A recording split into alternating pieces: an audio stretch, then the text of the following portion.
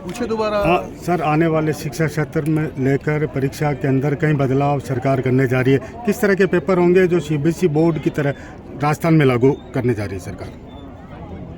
देखो, सबसे पहले तो हमने एक किया कि जो एक पेपर होता है सॉन्ग का, जिसमें 20% अंक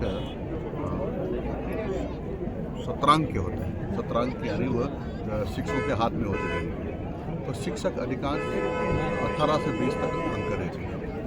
18 देते हैं, 19 देते हैं, 20 देते हैं। तो फिर बच्चे को इधर से भी 20 मिल जाते हैं, तो उस 80 में 13 ही नंबर लाने होते तो बच्चा पास हो जाता है। और जो 80 में से 13 नंबर लाएगा बच्चा, वो पास तो रिपोर्ट पर तो हो जाएगा, लेकिन उसको हम शिक्षित नहीं बोल सकते, अच्छा नहीं बोल सकते। लेकिन सरकार का नियम है, इसलिए हमको पास करना पड़ता है। तो हमने ये अपनी बारी प्रावधान किया है कि 20 में से तुम कितने भी नंबर दो, लेकिन 80 में से आपको 40 नंबर लाने होंगे। कम लाए तो बच्चा तो पास हो जाएगा, लेकिन मार्क्स आप फेल हो जाएंगे।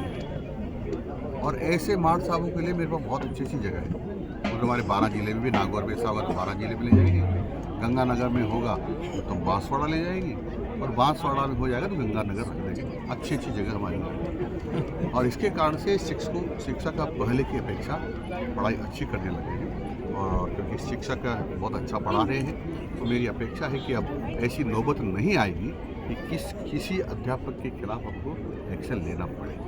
परंतु ये बताना जरूरी है ताकि शिक्षक को ध्यान रहे, ताकि वो पढ़ाने में न्यूनता न रखें। ये हमने किया है। दूसरा भी मैंने आपको बताया था यहाँ कि बोर्ड की परीक्षा में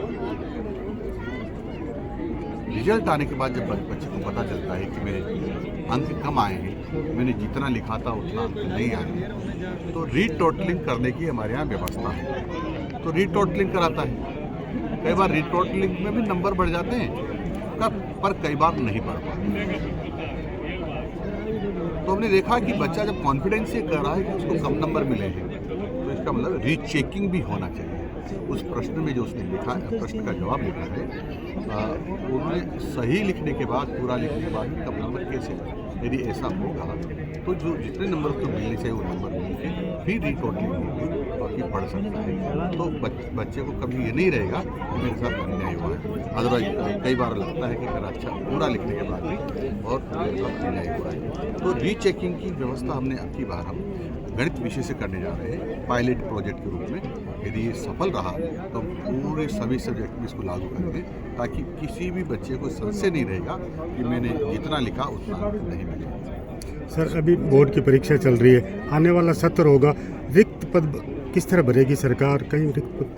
अच्छा पूछा मित्रों। कांग्रेस ने 5 साल से कोई प्रमोशन नहीं किया, क्योंकि प्रमोशन से कई सारे पद भरे जाते हैं और इसके कारण से कई सारे पद खाली थे। माननीय मुख्यमंत्री जी भजन लाल जी शर्मा के निर्देशन में हमने डिपार्टमेंट को निर्देश दिए कि सभी प्रकार की डीपीसी होना चाहिए, यानी जो जिनकी पात्रता है ऐसे सब लोगों का प्रमोशन करना चाहिए। और हमने अभियान चला करके तो 25,000 शिक्षकों का हमने प्रमोशन कर दिया है। 3rd ग्रेड से 2nd ग्रेड जो होने हैं उनकी बाकी है। कुछ कोर्ट में कुछ मामला है, कोर्ट में भी हमारी बात को अच्छी तरह से रख रहे हैं। मुझे लगता है कि 10-15 दिन का रास्ता निकल जाएगा और 25,000 के आसपास वो प्रमोशन हमारे हो जाएंगे। इसलिए 1 साल में 50,000 प्रमोशन करते हुए सफल रहेंगे, बहुत सारे पद भर जाएंगे। उसके अतिरिक्त हमने 12,000 पदों की वैकेंसी निकाली और भर गए हैं।